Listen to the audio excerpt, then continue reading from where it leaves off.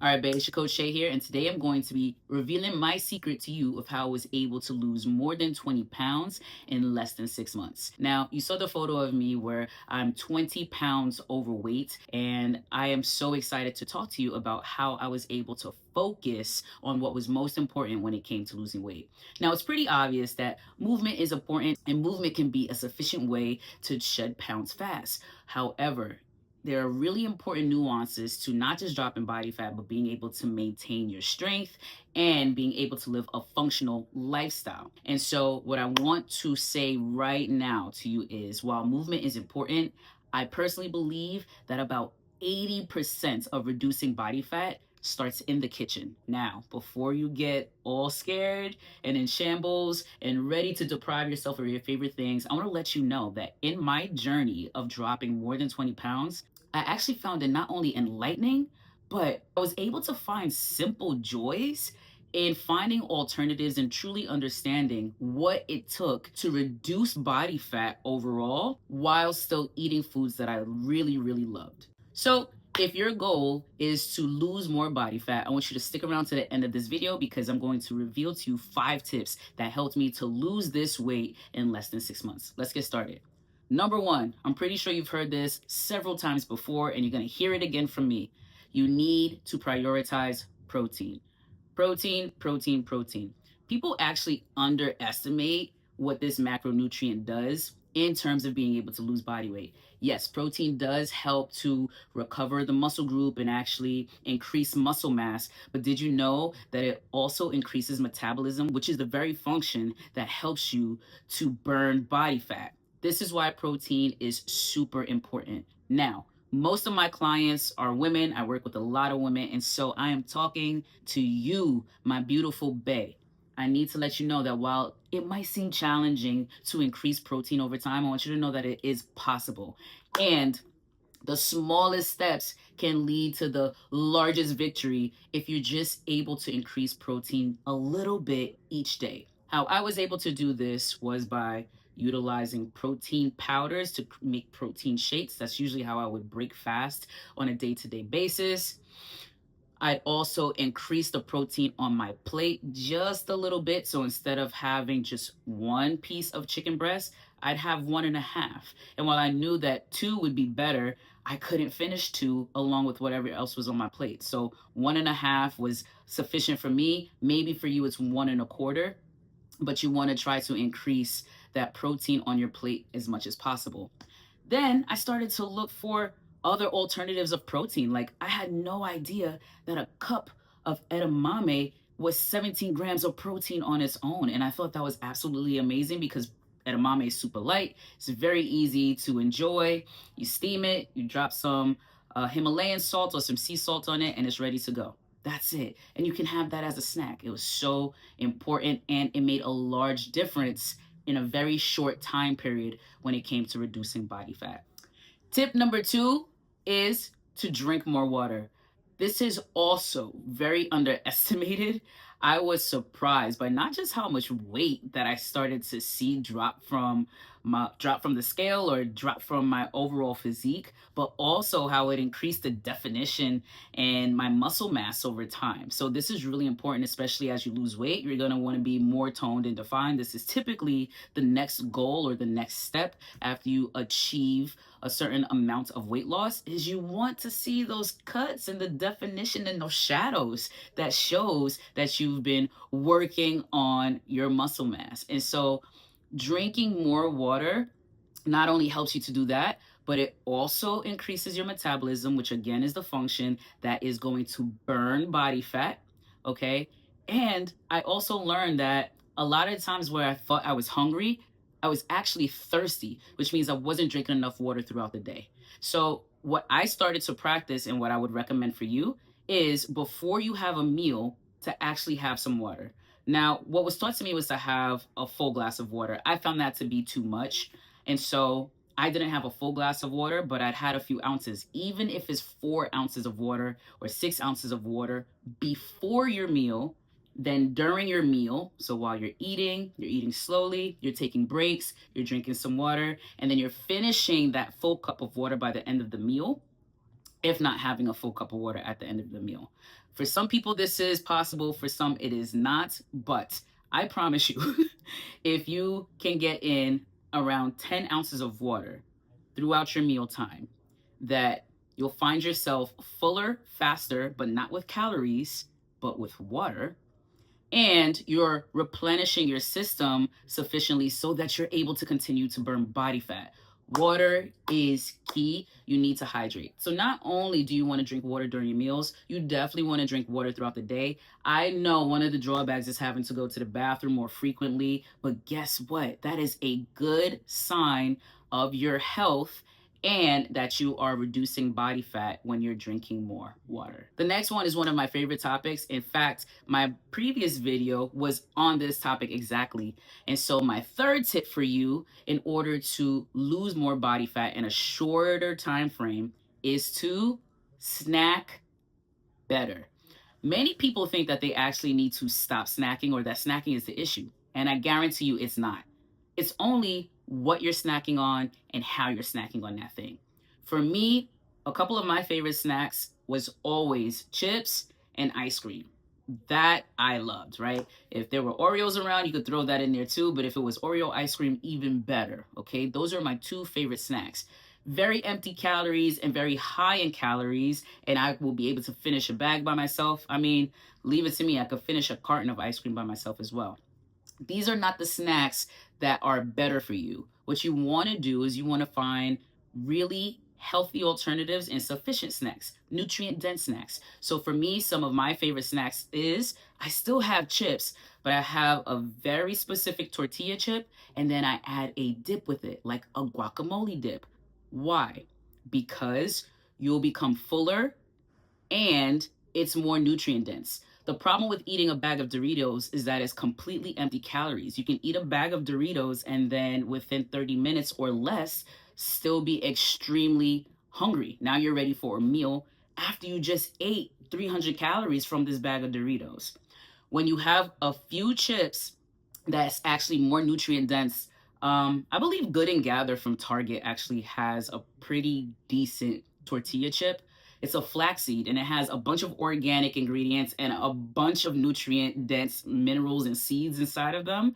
And just 12 or 13 of those chips with a little bit of guacamole, you're fuller longer, is more nutrient dense, like I said. And so you're not reaching for more after you finish having that. You're actually so satisfied.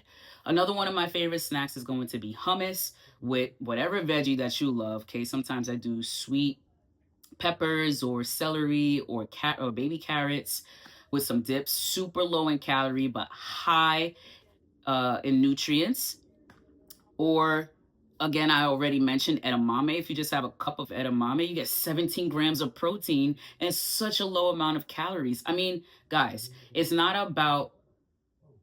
not just a generalization of snacks. It's the kind of snacks you're having, right? So it's what kind of snacks you're having, and then it's how you're snacking. If you buy a bag of Doritos or a bag of Chips Ahoy chocolate chunky chip cookies, more than likely you can finish that carton fast. And that's because there's ingredients in there like natural flavoring that actually gives the body a single signal that says keep eating. Even if you're full, you're not able to register that, and then a lot of times you're not full because it's an empty calorie. So you're hungry much sooner after finishing that.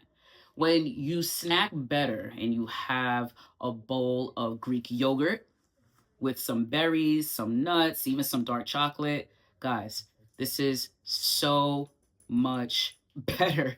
It's a better snack. And then you can feel good about finishing the whole thing because you served yourself well. Speaking of snacks, the one thing that I would highly recommend for you to do is to remove junk food from your home.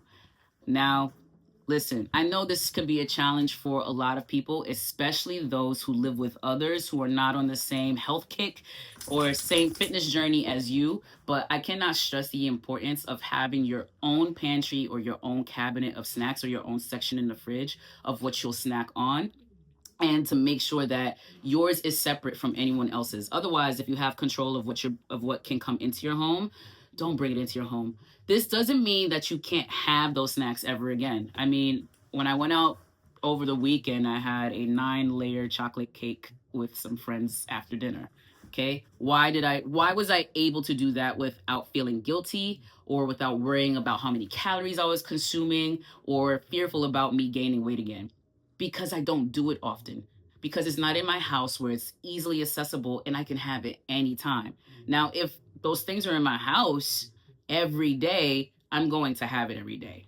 No one has that much self-control, and it's not about willpower. We actually don't want to put ourselves in those positions, right? We want to set ourselves up for success, and the best way to do that is by leaving foods that you know are low in nutrients or that's more empty calories than having more nutrients or high calories, high efficient calories for your body.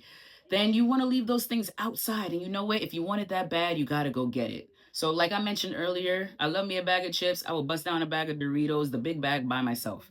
And if I want to do that, I actually have to leave my house right now and go to the store to go and buy a bag of Doritos to do that. I don't have it just sitting in my kitchen. If I do, though, if I do, those Doritos are gone. And so I'm going to highly recommend for you that you don't put yourself in that position. Set yourself up for success. Remove the junk food from your home and allow yourself to enjoy them occasionally when you go out to eat and you're at a nice dinner or share those big desserts with someone else, not just for yourself.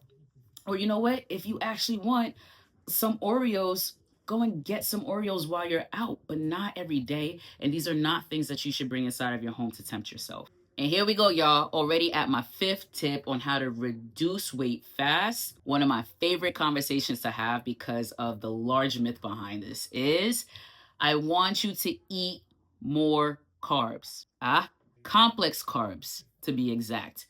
You see, people also generalize carbs, and it's not just carbs. There's two types of carbs: complex carbs and simple carbs. Now, there's one type of carb that's more nutrient dense, right? So it has high nutrients that your body can use for your greater good over the other. Let's talk about it. You want to have more complex carbs. Complex carbs are going to be your sweet potatoes or your beans and your other legumes, right? When we talk about simple carbs, we already brought up some: your chips, your ice cream, your french fries, your pizzas. Those are simple carbs, even your sodas. So you want to be mindful about the beverages that you're having, right? So simple carbs are also empty calories, right? They're also harder for the body to digest and break down because it can't really use it for the fuel that you need. And this is what leads to weight gain. It's simple carbs, not complex carbs. Have more complex carbs. You want rice? Cool, have more rice, but maybe you want to choose long grain rice or jasmine rice or brown rice instead, or maybe you want a wild rice mixed with quinoa, right? Or maybe you want to try a couscous instead. If you want bread, cool. Guess what? White bread, unfortunately, is going to be more on the simple side. So I wouldn't recommend that that's what you're having on a consistent basis if your goal is to lose more body fat. However, you can definitely have some Ezekiel bread, okay? High nutrient dense bread that actually also has protein in it, okay? So these are nutrients that's going to be helpful, not for you, not just for energy and that your body can use, but this is going to be helpful on your weight loss journey, right? So it's not about removing bread. It's the type of breads. It's not about removing rice. It's the kind of rice. It's not about removing potatoes. It's the kind of potatoes and how and the consistency. How often are you having these things? So if you really love white rice, like that's your jam, guess what? I'm going to say don't have it every day though. Don't have it with every single meal. Maybe change it up because we're talking about reducing body fat faster. And if you want to reduce it faster, you want to remove more of these highly processed, bleached, enriched, simple carbs and replace it for something else. If you're going to have a burger, something that was so helpful for me with burgers, because I love burgers, and I was like, oh man, now I can't, I don't want to have a wheat bun with my burger. I don't want that white bread, right? But guess what? I didn't have the white bread. In fact, I removed the bun altogether and I did a lettuce wrap with my sandwiches, right? So whether it was a burger, whether it was a sandwich. And you know what, y'all? The joint was banging. Like, we have it in our minds that these foods are not going to taste as great as what we're used to. But that's the thing, is that we're only used to it because we made it a habit. It's actually not always the case that it tastes better. A lot of the times it's just that the body's used to it. And since that's the case, that means the body can become used to other things as well. Your body will actually start to crave healthier alternatives and will start to deny unhealthy alternatives. I was just having a conversation with a friend not too long ago about how fried foods started to bother her stomach and digestive system so much that she can't have it as much. And she actually very much enjoys veggie burgers from Shake Shack. You can even go to Shake Shack and ask them to give you a lettuce wrapped burger, and they will. And guess what? That's a healthier alternative than having those 2 slices of white bread. If this is an absolute no for you, just know that at least if you're able to work on the 4 other things, that you're still on the right track. This is not about getting it right. This is not about being perfect. This is just about trying something different so that you can achieve your goal within the next few months, which is very possible and very doable. And so these 5 tips is how I was able to reduce body fat so quickly. And not just that, but start to actually see more definition and tone in the muscle groups. Because remember, working out is still important. So you still want to exercise as much as possible. Well, not as much as possible. 3 times a week is what I recommend to most of my clients. Strength training, cardio, and then you have some mobility training.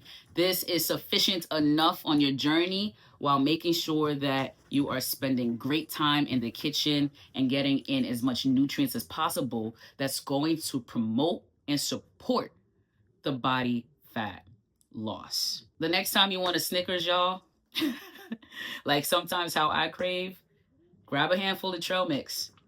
Like, you'll be surprised that works. Snickers is peanuts, caramel, chocolate, and there's some other delicious, non-nutrient dense, high calorie thing in there as well. I have found that the alternative for me was to have a handful of trail mix with some peanuts, some dark chocolate, some dried cranberries, and I was completely satisfied. Am I looking for it to taste like Snickers? No.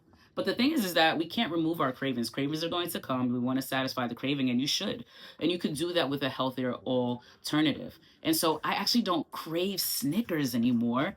I actually now think about getting or making a handful of my own trail mix, and how delicious I know that that's going to be every single time, and that it's going to satisfy my sweet tooth, my crunchy tooth, my salty tooth, all of the above. Okay, Snickers, by the way, is going to, like, 1 bar of Snickers is going to be over 26 grams of added sugar.